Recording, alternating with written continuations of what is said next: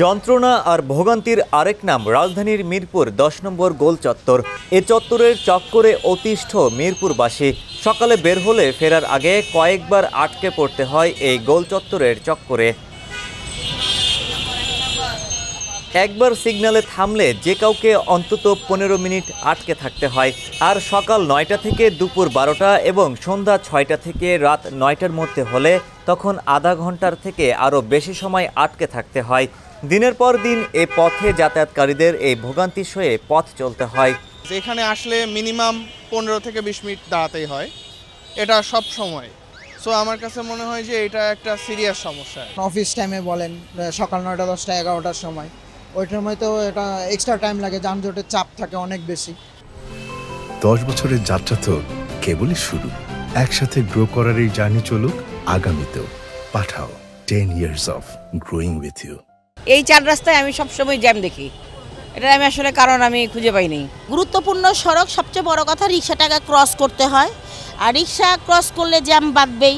Traffic পুলিশের একটু সমস্যা, যেটা ট্রাফিক পুলিশ যদি নিয়মের মধ্যে চলাইতো যে এক পাশ দিয়ে একটা রাস্তা থাকতো শুধু রিক্সার, তাহলে হয়তো মনে হয় এতটা জ্যাম পড়তো না। মাঝে মাঝে আধা ঘন্টাও চলে যায়। পুরান ঢাকার পর রাজধানীর সবচেয়ে জনবহুল এলাকা হিসেবে চিহ্নিত মিরপুর। সেই মিরপুরের কেন্দ্রবিন্দু ১০ নম্বর গোল চত্বর। সকাল থেকে রাত পর্যন্ত সেখানে কেবলই গিজগিজ করে মানুষ আর মানুষ, সেই সঙ্গে নানা ধরনের যানবাহনে থাকে ঠাসা। এ যেন আরেক গুলিস্তান। ১০ নম্বর পার হইতে ওই পারে তো আপনি ম্যাক্সিমাম নইলে ১০ মিনিট সময় লাগে, ৫ থেকে ১০। অবশ্যই জ্যাম লাগে। ওই যে জন্য ওভারব্রিজ বানানো হয়েছে, তারা ওভারব্রিজ ব্যবহার করে না, রাস্তা দিয়ে পারাপার করে এখানে গাড়ি চলাচল অনেক সমস্যা হয়। যে জায়গায় আগে ২ মিনিট লাগতো, যে জায়গায় এখন ৫-৭ মিনিট লাগে, ১০ মিনিটও লাগে জায়গায় এই জ্যামের কারণে। এটা মূলত এখন রাস্তাঘাটে অটোরিক্সার কারণে এই জ্যামটি বেশি হয়। অটোরিক্সার জন্য বেশিরভাগ জ্যামটা লাগিয়ে যায়, আর এরা নিয়ন্ত্রণ মানে না।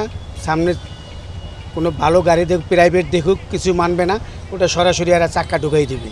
আর দ্বিতীয়ত এখন হলো গিয়া আপনার সার্জেন্ট কোন, পুলিশ কোন, এদেরকে আমরা যারাই আছি আমরা সহজে কেউ মানি না। প্রায় অনেক সময় ১০ থেকে ১৫ মিনিট ২০ মিনিটেও বসে থাকতে হয়। এটা সময় হলে গিয়ে এটা এখন নিয়ন্ত্রণে আনতে হলে আপনার সরকারের একটা পদক্ষেপ নিতে হবে যে মেন রোডের ভিতরে যে অটোগুলো ওঠে এগুলা একটা নিয়ন্ত্রণ, পকেট রোডে চলতে হবে।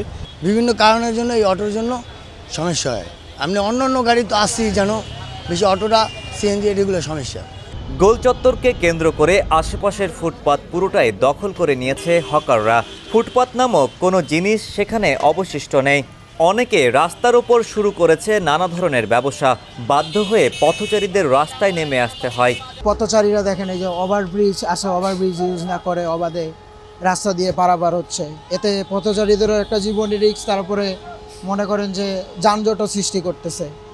আর আবার বলবো যে এই যেগুলো আমাদের লোকাল বাসগুলো আছে, এখানে অনেকগুলো আনপ্রফেশনাল ড্রাইভার আছে যাদের কাছে ড্রাইভিং লাইসেন্স নাই বা ঠিকমতো প্রশিক্ষণ নাই। আন্ডার এজ কিছু ড্রাইভার আছে, এরা ঠিক মতন গাড়ি চালাইতে পারে না বা ট্রাফিক রুলস মানে না। এদের এই জিনিসটা নজরে আনা দরকার। এছাড়া যত্রতত্র তো পার্কিং আছেই। রাস্তা পারাপারের জন্য চৌরাস্তার ওপর চতুর্মুখী যাতায়াতের জন্য একটি ফুট ওভারব্রিজ থাকলেও অনেকে সেটা ব্যবহার করতে চান না। রাস্তার ভেতর দিয়ে এপার থেকে ওপারে যেতে চান পথচারীরা।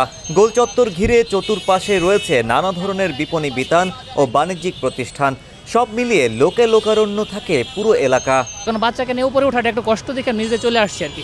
হ্যাঁ, এটা ঝুঁকি ছিল আসলে, সচেতন লোক হিসেবে এটা আমি বুলি করছি। এটা ফুট ওভার ব্রিজ এই কোটি কোটি টাকা খরচ করে আমাদের মধ্যে কারোরই সচেতনতা বোধ না। সবাই ফুট ওভার ব্রিজ ইউজ করে, তাইলে অ্যাকচুয়ালি এই যে গাড়িগুলা বারবার বাধা পায় না যাওয়ার ক্ষেত্রে। সবাই যে বারবার ঘন ঘন রাস্তা পার হচ্ছে, এটাও একটা কারণ আমি মনে করি।